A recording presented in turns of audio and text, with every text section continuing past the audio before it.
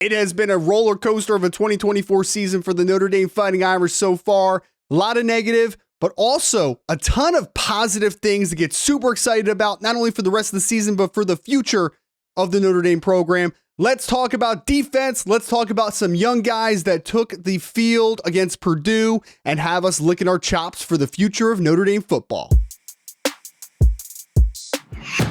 If you tuned in to the Notre Dame annihilation of the Purdue Boilermakers last weekend, 66-7, of course, you're going to be talking about some of the mainstays and some of the known commodities on the Notre Dame team. You're going to talk about Riley Leonard and his 100 yards and 3 touchdowns. You're going to talk about Jeremiah Love.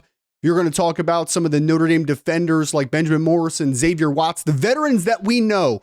But the thing that got me so excited, we are finally starting to see the fruits of Marcus Freeman's labor and this staff's labor on the recruiting trail in both the 2023 and 2024 recruiting class on the defensive side of the football.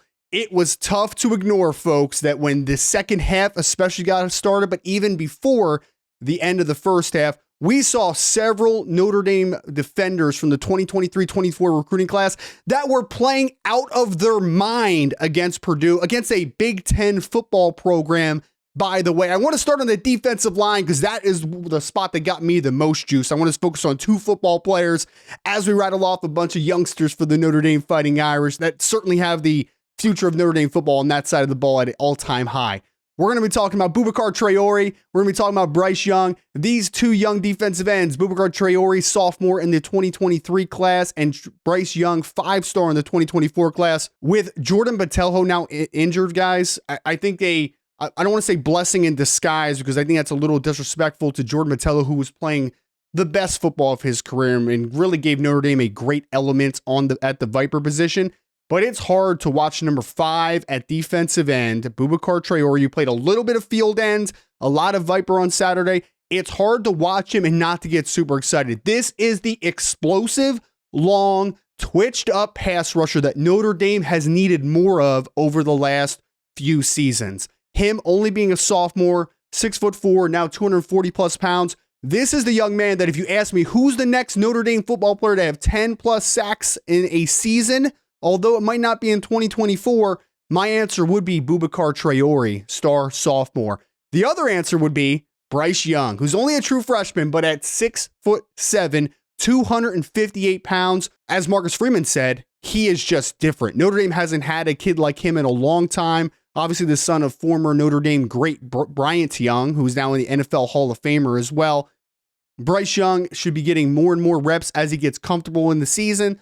We saw flashes on Saturday. We're going to see a lot more of them moving forward into the rest of the 2024 season and beyond. On the second level of the defense at the linebacker position, which of course is near and dear to Coach Marcus Freeman's heart, we knew that there were going to be a bunch of young guys playing this year. Notre Dame was comfortable with 5 players going into the season, and that included some youngsters in Drake Bowen, starting middle linebacker, Jaden Osbury, who's been playing Rover and Will, and then, of course, true freshman 5-star Kingston Viliamo-Asa.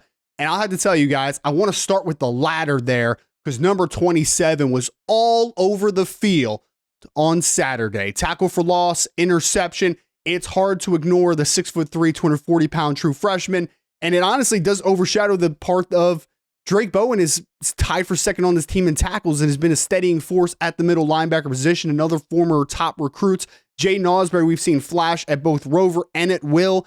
I am excited for that trio specifically to continue to grow with Jack Kaiser as the wily vet, with Jalen Sneed as a little bit of the wild card on the second level that can do a lot of different things. That linebacker position has me juiced up for the future of Notre Dame football. What a talented group. On the back end of the defense, we need to continue to give props to secondary coach, former cornerback coach, but now coaches the entire thing in Mike Mickens and what he has been able to do both as a recruiter and developer of talent on the back end for Notre Dame Fighting Irish. Through 3 games, only allowing 140 passing yards a game. That group is elite, and it is elite because of a couple younger cats.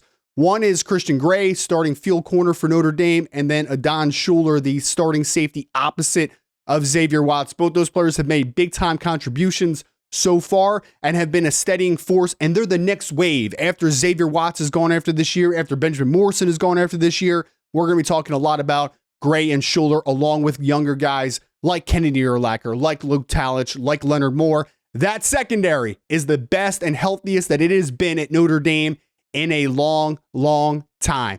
It's okay, folks. I know it's been a little bit of a roller coaster start to the season, but it is okay to be excited for the future of Notre Dame football. I'll see you guys after Saturday's game against Miami, Ohio to recap everything. And as always, go Irish.